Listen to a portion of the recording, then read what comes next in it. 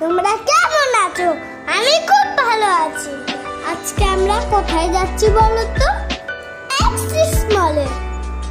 ওইখানে কি আছে বলো তো? Snow park.